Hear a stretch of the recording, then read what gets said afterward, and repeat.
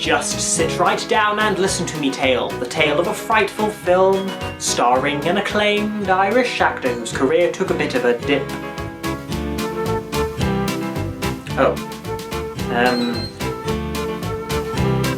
Yar-har-fiddly-dee.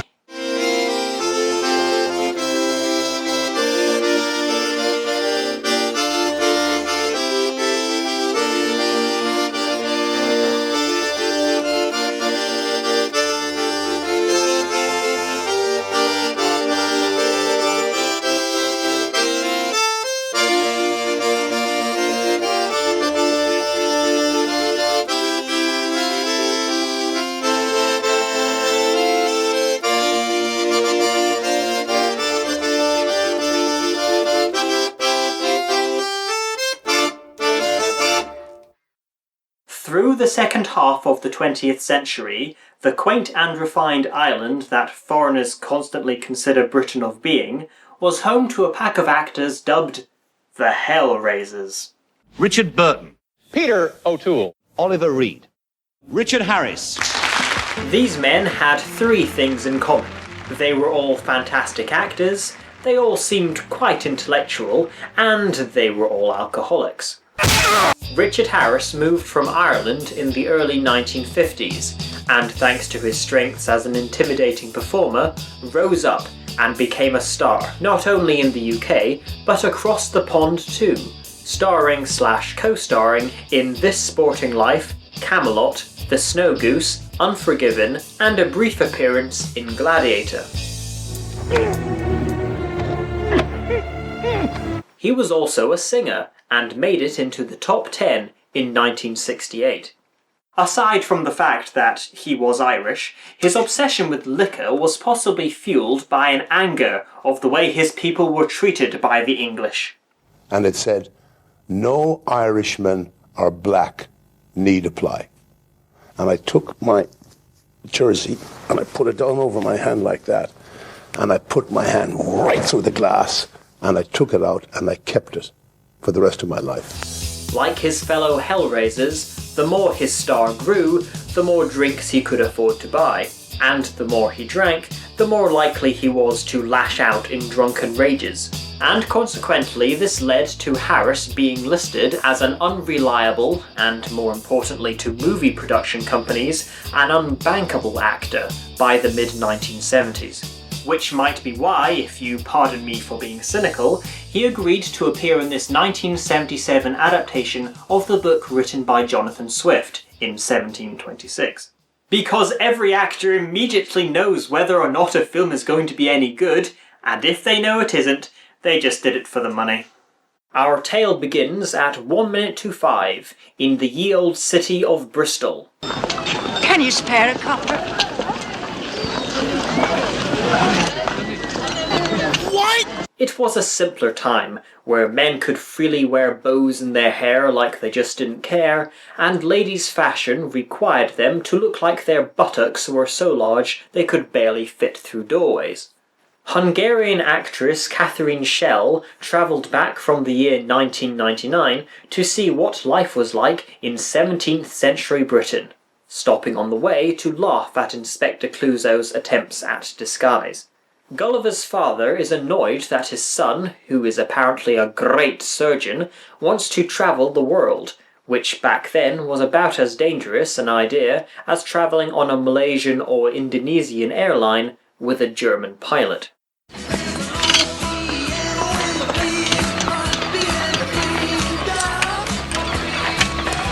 How's the liver? Dying of thirst. Try this.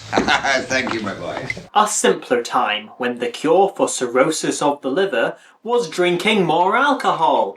Best doctor ever. All I want to do is to travel, to learn more about life and other people. It is not clear whether Catherine is playing Gulliver's sister or wife, but assuming it's the latter, and how cheerful he cares not that she'll be left without a lover and provider, this kinda takes away the point of anchoring him as a good person with the spare some copper moment. I still think you should stay here and take that post. Leave him alone. He's only got one life. That's it, Uncle. It begins.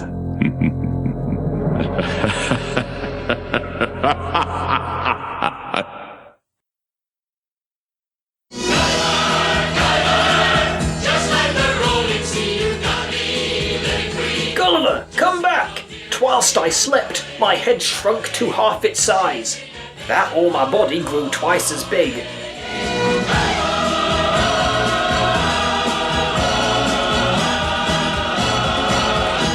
There once was a Frenchman, Yvonne was his name. Exploring new worlds he dreamed was his fame. But reading a map was not his forte. So poor Yvonne was soon cast away. Yvonne, Yvonne, how will you come? Sailing the stormy seas. Yvonne, Yvonne, how will you come? No one could hear his pleas. But seriously though, folks, during a storm the ship crashes into some rocks, and when Gulliver resurfaces, he sees no other survivors. But he does spot an island about a 10-minute swim away, depending which stroke he does, of course.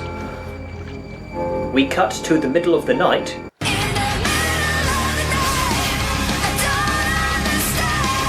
as voices approach from the Pointy Point Mountains.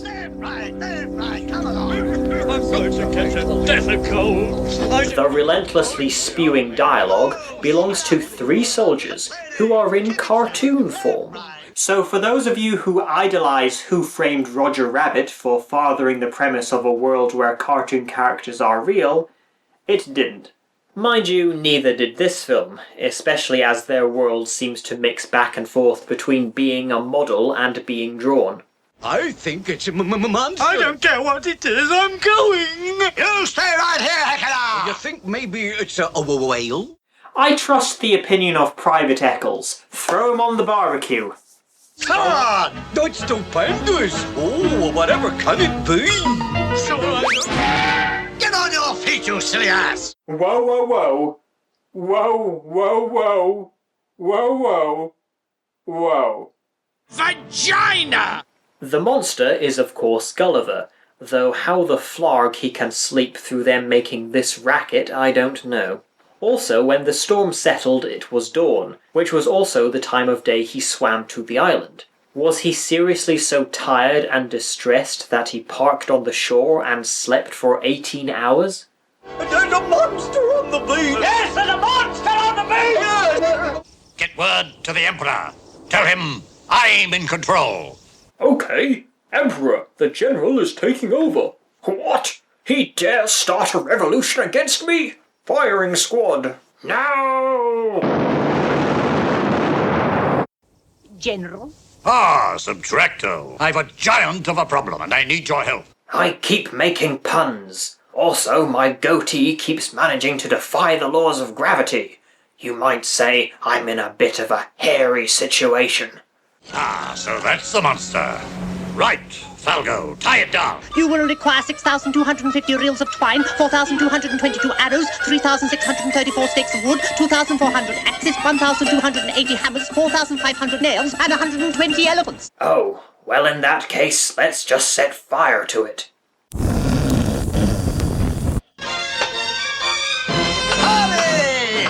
While the population of Lilliput are securing Gulliver to the ground, which is the most iconic image of the story, I'll tell you that the animation was provided by the Belgian company Belvision, who were responsible for the 1960s Adventures of Tintin series, the first 2 Asterix adaptations, and the first Lucky Luke film, Daisy Town.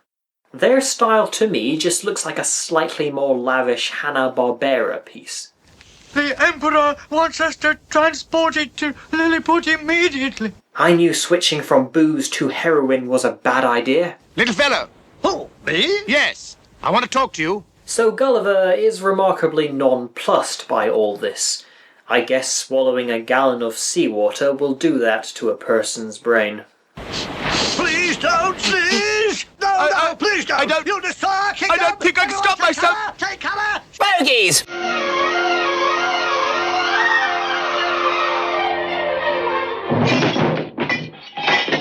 Gulliver is more peckish than concerned, and after threatening to fart if he doesn't get some nourishment, the soldiers force presumably the entire population to fork over their food for the giant to consume. Best doctor ever! Apparently, the only thing in Lilliput not animated is wood. Except when it isn't. Was all this construction really necessary, sir? We could have just climbed up his arm like you did. Shut up!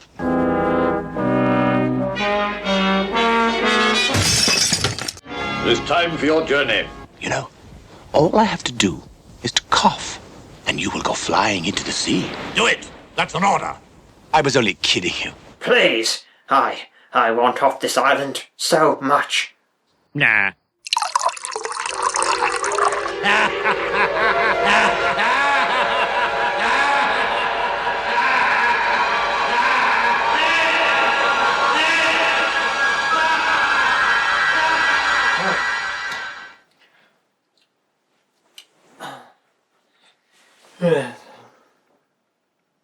Wait, how did I get drugged? What would it require to get this thing to Lilliput? 583 carpenters, 200 engineers, 2 brigades of soldiers, 2 battalions of cavalry, 568 horses, 263 elephants, 789 trees, 10,000 yards of twine, 14,000 yards of rope, 85 poles, 72 hooks, 22 wheels, and 1 ton of oil. And a small brown loaf. So chopping down even more of their country's resources, they lift Gulliver's body onto a line of wooden logs, then wait till sunset for some reason, and then tow him to the city. 'Cause we got a great big convoy rocking through the night. Yeah, we got a great big convoy. Ain't she a beautiful sight? Come on and join our convoy. Ain't nothing but to get in our way. We gonna roll this trucking convoy across the USA. He regains consciousness in the middle of the town, with his ankle chained to several black volleyballs. Make way for the Emperor! I wish to welcome you to Lilliput, the most powerful nation in the world. Emperor Diabetes waddles up, and the two engage in a tourist advert for Britain. The crops are plentiful, the meat is succulent, and the ale, I swear, was brewed in heaven. Sounds very pleasant. 'Tis indeed, your majesty. The Emperor introduces us to his son, who, based on his pupil size, is either training to be an anime character or on the same prescription as Richard Harris. And his wife, who disappears from the movie after this scene, so I'm guessing hearing about the UK made the Emperor go all Henry VIII on her.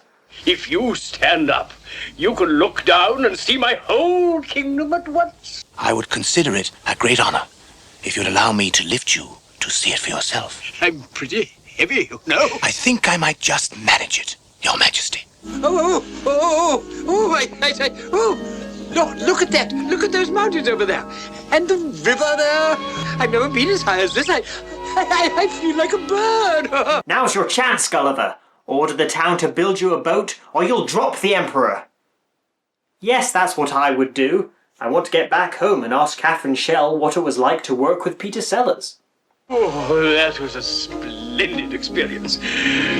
I will see your maid welcome here. Meanwhile, I have a boring meeting with my government.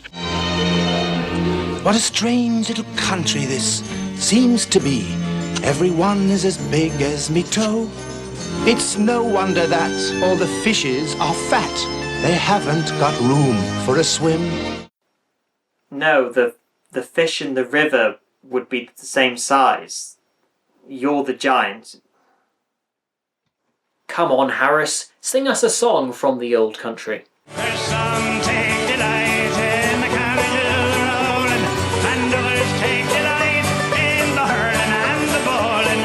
But I take delight in the juice of the barley, and courting pretty fair maids in the morning, bright and early, my sherry, my Ouch! Gulliver's musical number is interrupted by a face full of arrows. Run me life! He's got us! Surprisingly, the guards were not under orders from the general, which begs the question, why the hell did they do it? You rebels will be executed for this. Isn't that a little harsh, General? Take them to prison at once. LOL, motherfuckers. The Emperor is having a midnight meeting to discuss what's to be done about the big friendly giant. If I was on the council, I'd want to discuss why the meetings are held in a room without a roof or door, allowing anyone to overhear. He will be a tremendous drain on the economy. I'm sure Subtracto could elaborate on that point. He will require a minimum of 18 sheep per day, 144 loaves of bread, and 400,000 cubic blocks of water. At that rate, our water supply will be depleted in 223 moons. You're starting to get on my nerves, Subtracto. How many more calculations do you make in this film? 2! We must kill him now! He is a monster! A bit of a rash statement there, Captain One Peg. Do you have anything else to add? Yar, I seem to have gotten myself addicted to cough syrup. Well, that's sound enough reasoning for me. But what say you, most handsomely drawn and therefore the most smartest and dullest character in Lilliput? I think he could be useful to us one day. He has done us no harm.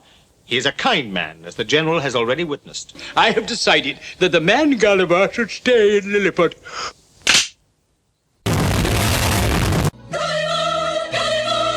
During a reprise of the opening credits song, without the actual credits this time, the town wastes even more of the country's resources by pointlessly making Gulliver new clothes. And our scissors will grow! Whoa, man, the drugs are kicking in again. Such a stunning coat of many colors. How he loved his coat of many colors. Do you realize that if we had to make him a woolen sweater, every sheep in Lilliput would be running around naked? Oi! I'll dish out the tatty trivia here, thank you very much. Mr. Blobby and Mr. Sensible check up on the giant, and although they are happy for him to stay in Lilliput, the Emperor is uncertain whether or not to grant his request of having his balls removed. We must search you. Is that necessary, sir? Of course. I must be sure he's not hiding any weapons. Very well. Time for some more whimsicalness, as Gulliver astounds the peoples by handing over the few possessions he has on him, such as a comb, a mirror, and a gun. Oh, dear me! You can see how dangerous these things can be. I am intrigued as to why any nation should want to invent an object of such horror. Social commentary! We see Gulliver also has a pair of spectacles in his pocket, but he decides to keep them hidden.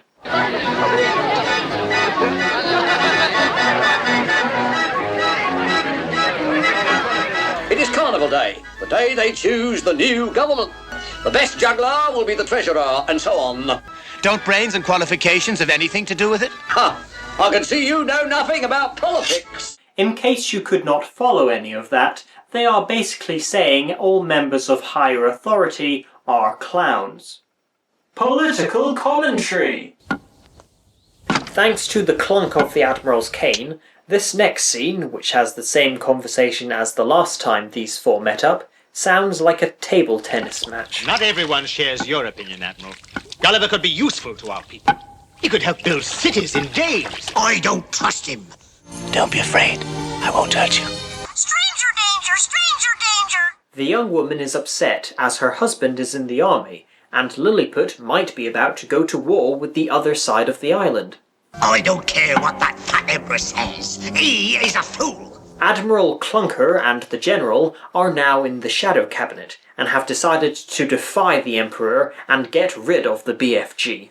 Gulliver's chains are finally removed, although quite frankly he seemed to be able to move around the town freely enough, and if he wanted to leave he could have just carried his balls.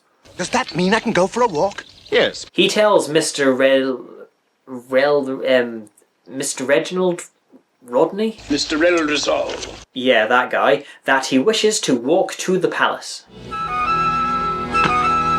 Now what's all this talk about giants? I never heard such rubbish. You said that without moving your lips.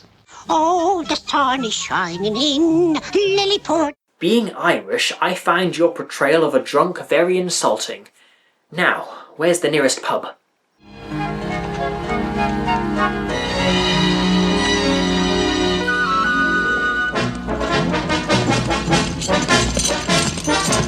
Looks like someone forgot that Gulliver had just crawled out of the town, meaning he would be in the background of that shot. Yes, I am the continuity king!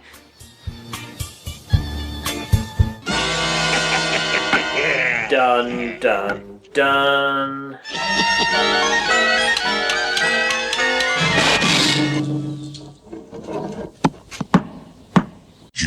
nation. Did I just hear a gunshot from right in front of me? Oh, it was probably a frog. What's all this talk about war?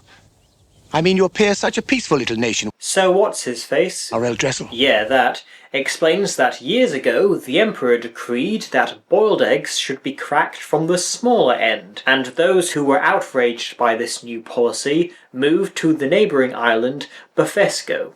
What an amazing story. If amazing meant that it was completely stupid. As Bufesco is about to sail across and invade Lilliput, and as Gulliver refuses to bring harm to anyone, the government's plan is for him to steal all of their enemies' ships.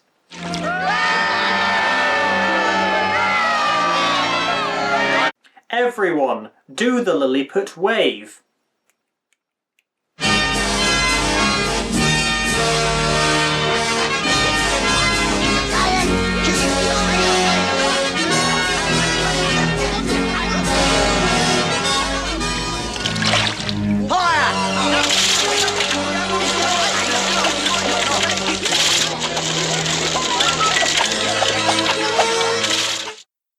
And that's why Gulliver kept his glasses.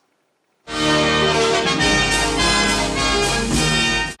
and the entire nation of Lilliput thank you, Gulliver, for providing us with the most victorious day in our history. Long live Lilliput.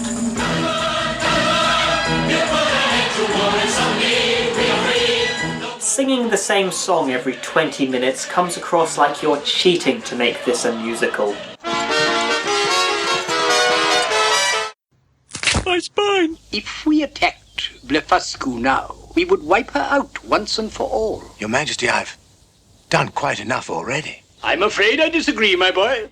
Emperor Fattycake warns Gulliver that if he doesn't obey his orders, he will be executed. We could overthrow Blefuscu completely in a matter of days. I say, attack! Yes, attack, attack, attack! Rastapopoulos, Dressel, whatever, informs the unhappy giant that he has been informed that the longboat from his shipwrecked ship has washed up onto the Bufesco shore. I've got to get to it, but how? I'm pretty sure you could leap over the entire town if you really wanted to. The president of Bufesco has been invited over so the Emperor can show off Lilliput's reluctant secret weapon. I'd love to see your fine country, and perhaps with your Majesty's permission, I could go back with them now. No, I couldn't allow that at the moment. You have an open invitation to visit us any time. And tell the king of our indestructible power. Tell him I will be prepared to accept his complete, unconditional surrender. Gulliver realizes that the reason those who moved to Bufesco did so was because they were sickened by their country's spoiled, undemocratic ruler.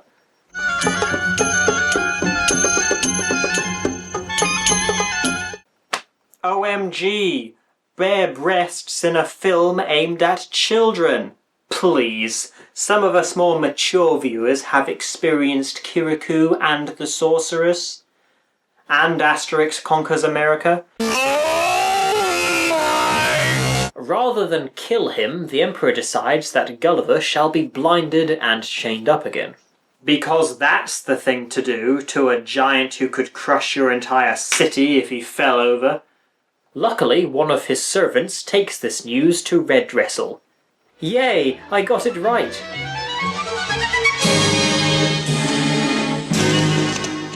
It's not what it looks like. We were just, training for the circus.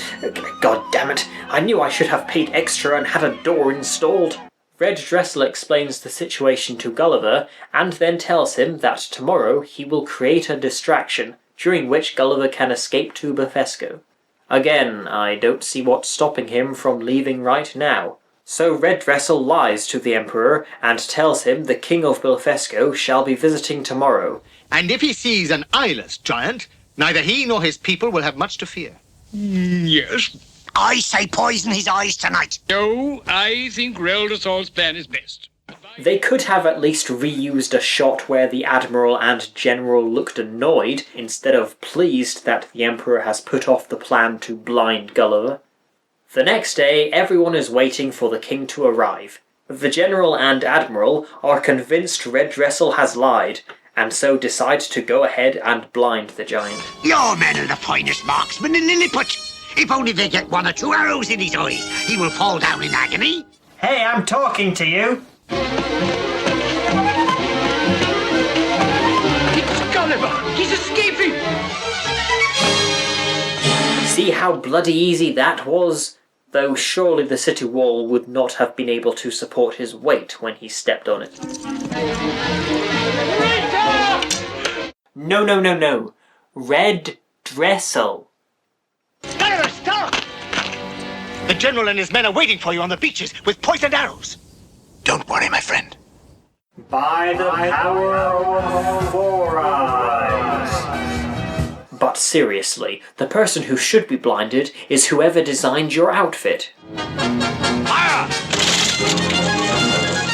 And when the arrows prove unsuccessful, it's time to whip out the big gun. Because it worked so well last time.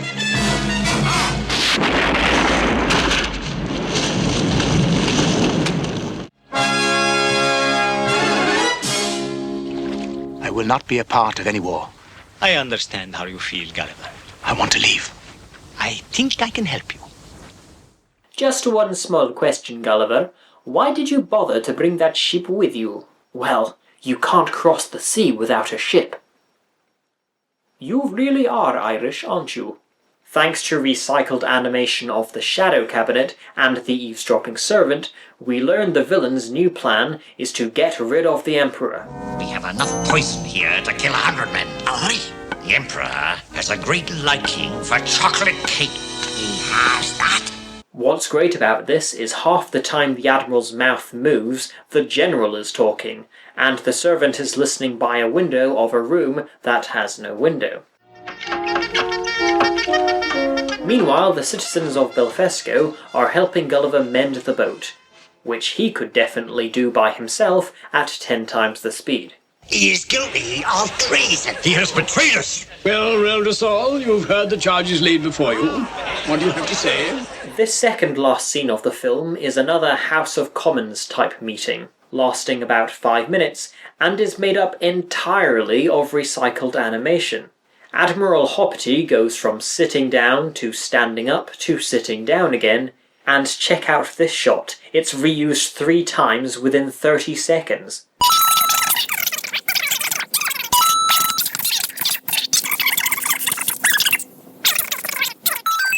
Why are you so anxious to plunge this peaceful country into war? It is our solemn duty to defend this realm. Are you sure that is your only reason? Are you questioning my patriotism, sir?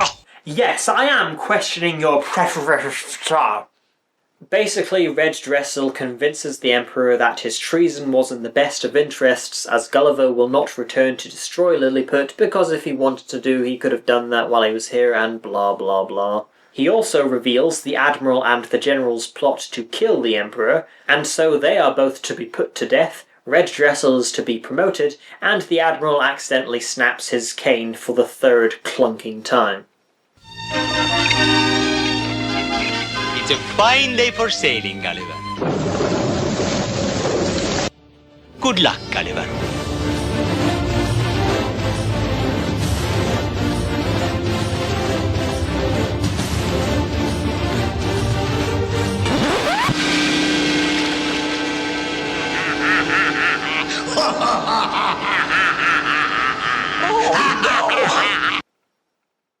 Well, who the hell saw that coming? Shut up!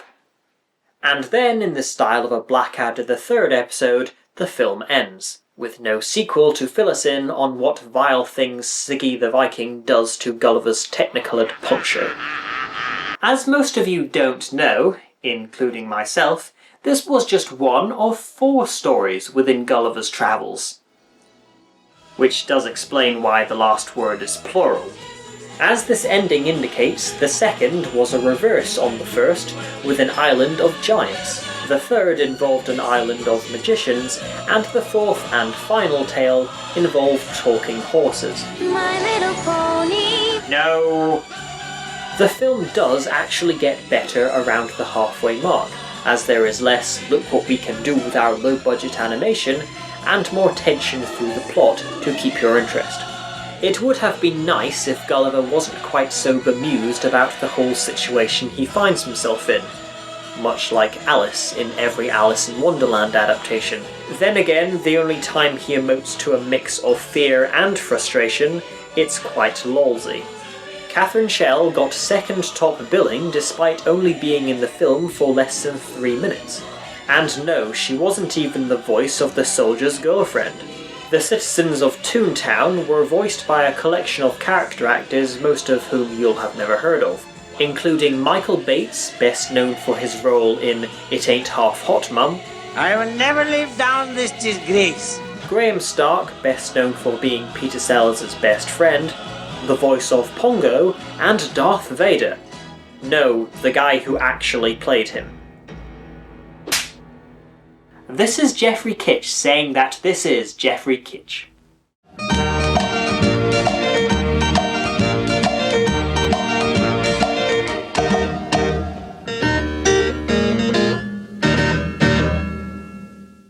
By the way, Richard Harris also played Professor Albus Dumbledore in the first 2 Harry Potter films, and would have carried on playing him if he hadn't died, and could Dumble no more.